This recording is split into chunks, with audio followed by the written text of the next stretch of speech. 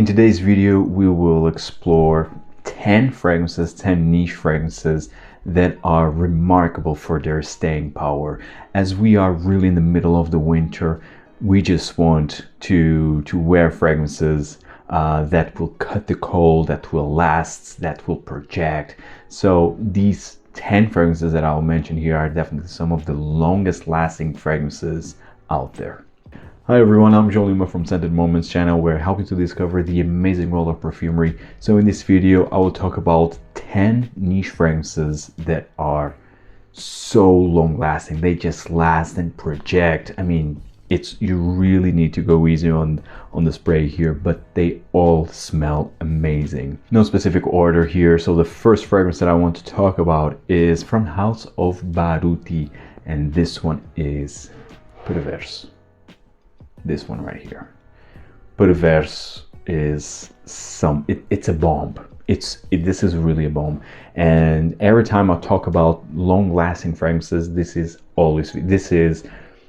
a fragrance that we have to talk about. This is just a 30 ml. 30 ml is all you need. This is an extrait de parfum. This one basically smells like a more intensified, a more daring version of By the Fireplace by Maison Margiela.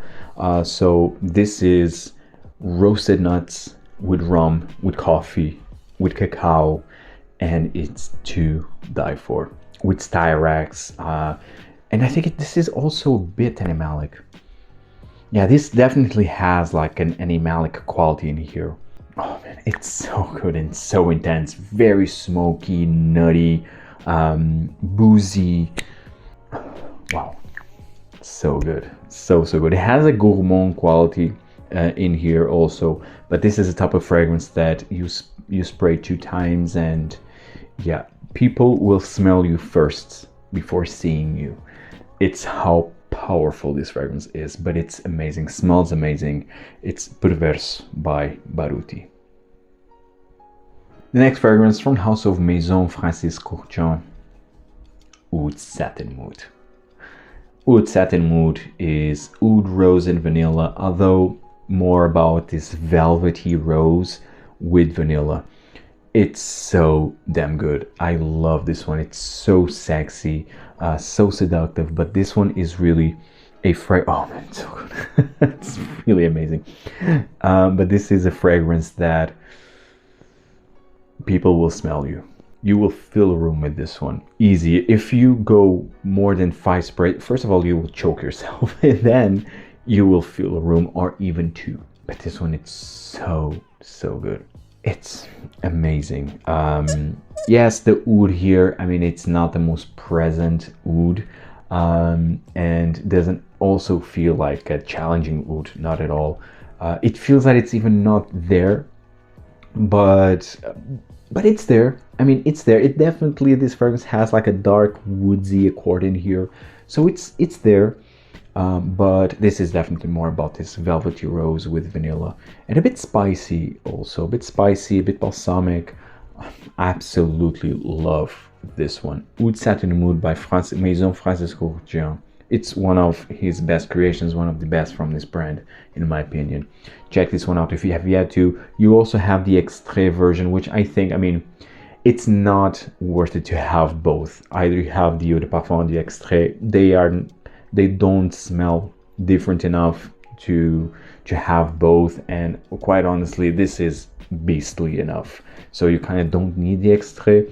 Check the eau de parfum first, and then compare it with the extrait, and then see for yourself. But for me, I think it's not worth having both. And this one is again very powerful.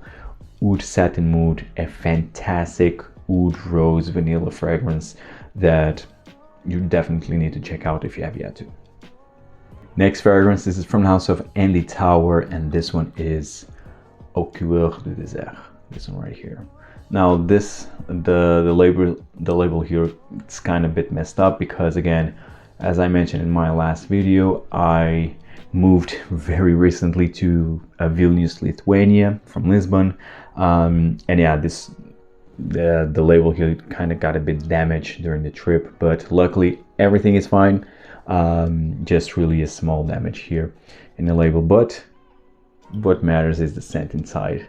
And this fragrance smells amazing. Actually, I have L'air de Désert Marocain, which actually, well, I was not able to bring with me at least yet. But L'air de Désert Marocain, I mean, it's a classic already. It's a classic amber, very dry, spicy amber. This one, on the other hand, it's more resinous, more thick, more rich, thick version, more rich, thick version of L'air de Désert Marocain. And not as spicy, but it's incredible, man. It's very balsamic also. Man, this is really one of the best ambers out there. Check this one out if you have yet to. And this has a better performance than L'air de Désert Marocain, although L'air de Désert Marocain already lasts for a long time, but this one is the extrait version of L'air. I would say that this is not, I would not say that this is a flanker. I would say that this is like the next chapter or the next book, like part 2 of L'air de Désert Marocain, if that makes sense, without being a flanker. Absolutely love this one. Check this one out if you have yet to. Amazing performance, and again, one of the best amber fragrances currently available from any tower or Coeur de Désert. The next fragrance is from House of Papillon Artisan Perfumes, and this one is Anubis. And this is the reason why I love this brand. This is the reason why I discovered this brand out. This was love at first sniff. It was the first fragrance that I tried from Papillon, and wow, this for me is a masterpiece in my opinion. Anubis, created by Lise Moors, of course. She is the founder of Papillon Artisan Perfumes. She did a fantastic job with this brand, seriously. One of my favorite indie brands out there. And Anubis was created back in 2012. It was when it was released, so it's already like over a decade ago. And this one smells amazing, so unique. This one is a bomb of suede, saffron, immortelle, frankincense, and it definitely has like a mild castoreum, like an animalic note in here. It definitely smells animalic. Man, it's so damn good. Daring and addicting at the same time. Man, very powerful fragrance. This is a very powerful, very complex fragrance. But the suede, I never smelled a suede accord like in here. It's so big, so full, so rich, with the frankincense, with immortelle, with jasmine, and fantastic, quite resinous, quite balsamic. Check this one out if you have yet to. Anubis by Papillon Artisan Perfumes. This is beastly. Next fragrance is from House of Meo Fusciuni, and this one is Odor 93. And wow, this one is another beast. This is a tuberose bomb with tobacco, with vetiver, with vanilla, with patchouli, but definitely the most prominent note in here are tuberose and tobacco. Very dry, and the tuberose is a full-on narcotic tuberose. So intense, so rich, so natural smelling. Not for everyone. You really need to love tuberose, but this one is a grown-up tuberose. It's really, actually, this fragrance is the reason why I now appreciate tuberose. It's done that good. Also a bit spicy. I have also a bit of a clary sage in here, but yeah, definitely the tuberose. It's all you will smell. At first impressions, it's all you will smell. It's tuberose and tobacco. So good, so unique in my opinion. I absolutely love this one, and again, this is huge. 2-3 sprays max. If not, you will choke yourself. If you spray more, you will certainly choke yourself. But you really need to love tuberose, to at least to appreciate tuberose, to wear this one. Odor 93 from Meo Fusciuni. This is one of the best tuberose fragrances that I smell. Again, This is the reason why I do appreciate tuberose. So there's that. Meo Fusciuni Odor 93. Next fragrance is from House of Amouage, and this one is Royal Tobacco. Royal Tobacco is a very complex fragrance, and this is not your typical sweet tobacco fragrance. Far from it. This starts off very green, very mossy, with star anise, with absinthe. It has this absinthe accord in here, and again, very mossy. The opening kind of reminds me of Memoir Man, also from Amouage, because it has that frankincense, very heavy frankincense, resinous, green, mossy, like you are in a dark forest. So it's the same vibe that I get from this Royal Tobacco. Also, huge dose of frankincense, and then this starts to develop into a tobacco, like a tobacco leaves, and then I start to get more like an ashy cigarette type of accord, and then more of a sweet resin like amber, oud. It has that typical Amouage DNA, especially in the dry down, but this is a fragrance that really changes from the opening to the dry down. It will be completely different, but actually this ashy cigarette feel, it really stays through the dry down. I actually like it. I think it really works, and I think this fragrance also has a bit of a patchouli in here, but it really works. Might be not so pleasant like that ashy cigarette, but actually it works, at least in this perfume. I think this one is a very complex scent, very complex tobacco fragrance overall, not for the faint of heart. That's why it's being featured in here. It's huge. It's a big perfume, so you really need to appreciate more daring fragrances. You need to be familiarized with the typical Amouage fragrances, because it's what this is, in my opinion. It's Royal Tobacco from the Opus line, but Royal Tobacco by Amouage. Next fragrance, this is from the House of Frederic Malle. Oh man, and this fragrance, it's so big, so powerful. Promise. Man, and I love this one.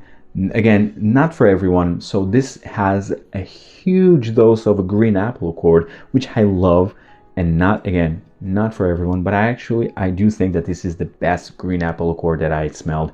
Green apple accord tends to smell very synthetic. It works in here. It really works.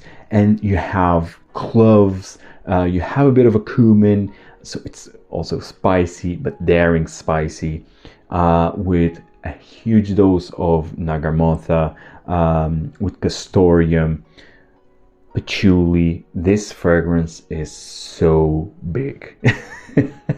It's huge. It's so powerful, so rich and dense and challenging. I love this one though. Absolutely love this one. But again, couple sprays is all you need. This is a type of fragrance that you wear when you are going out. I mean, you will go somewhere. You do not stay at home while wearing this one. I already did that a few times, and seriously, it's too much. It can be really too much, and it gets you distracted. You feel always like distracted, especially if you either are working from home or you want to do something at home, like a show or something, but you get distracted by this perfume. It's so big. But I love it. It's very unique, definitely unique. One of the best from Frederic Malle, in my opinion. But again, wear it when you are outside, not inside.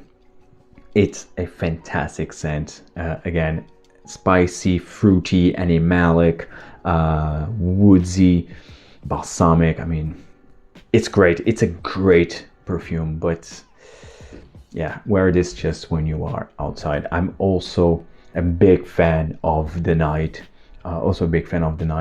Which is also a huge fragrance, and even more challenging because of that funky blue cheese type of oud that it's used there. But this one is the only one that I have from the Desert Gems collection. Promise from Frederic Malle.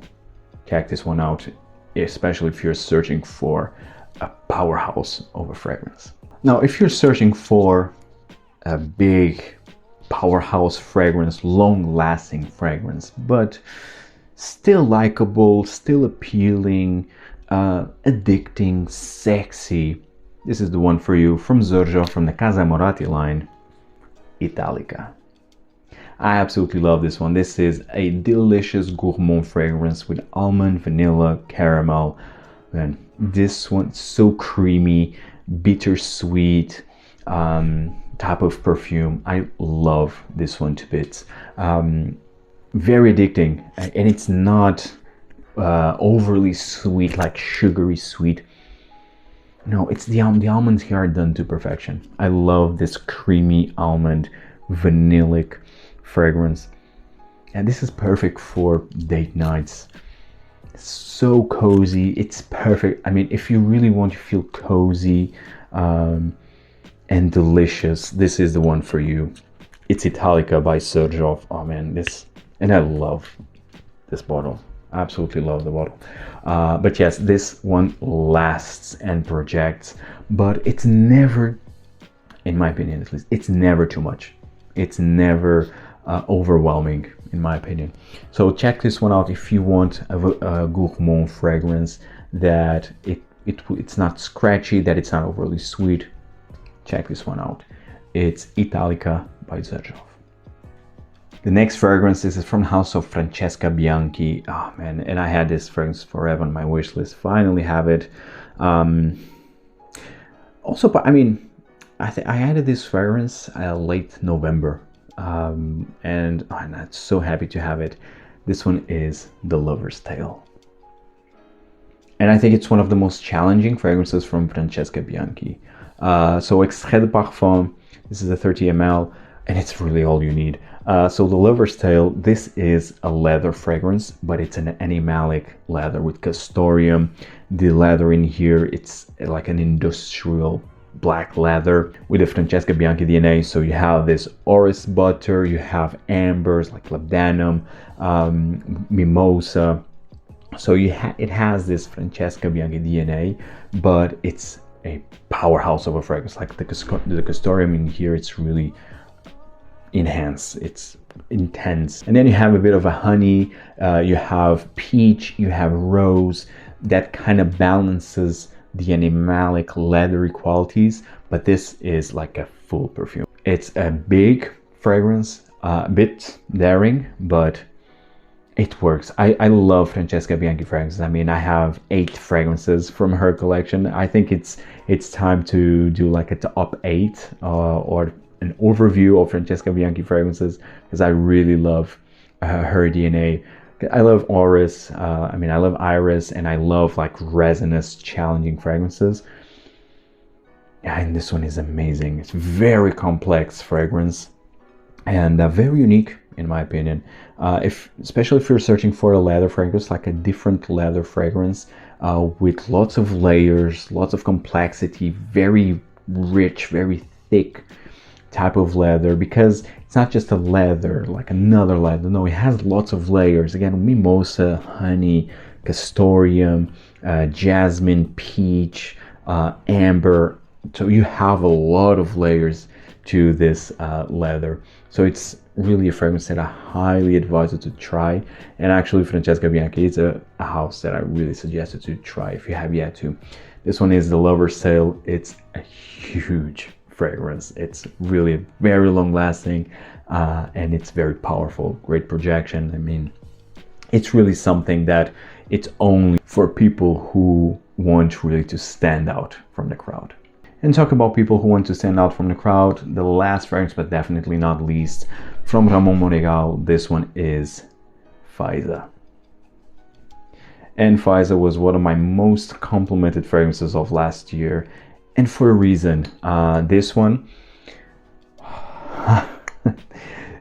is a fragrance that, again, it's the type of fragrance that will announce you, but in my opinion, in the best way possible. This one has also lots of layers, lots of notes in here, but this in the end is an overdose of mimosa, raspberry, oud, rose, vanilla, saffron, tons of saffron, with, and also I think it has patchouli, oud. I don't know if I already mentioned oud. So you have all type of caramel as well. You have so many notes in here. Jasmine also featured in here. You have so many notes, but this one is basically mimosa, saffron, raspberry, oud, rose, vanilla, and amber. It's the main notes that you will smell here. It's so damn good. And this one really, like, the color of the scent is yellow, and it's so warm. It's so enveloping, and it feels like you're being touched by the first sunlights. It really feels like that. And this fragrance also says that it's a pure joy, and definitely is a very joyful fragrance. Very playful, very joyful, but at the same time extremely sexy. In my opinion, this is extremely sexy. Try this one if you have yet. I never smelled any fragrance like this. And it's the performance, it's out of this world. Faisa by Ramon Monegal. Very underrated in my opinion, but I already did a review of this one, so check that review out if you have yet. You have, again, a more in-depth view of Faisa. Guys, I hope you enjoyed this video. Tell me in the comments down below what are some of the most long-lasting fragrances that you experienced. What are some long-lasting fragrances that I should try? And see you in the next video. Take care, guys.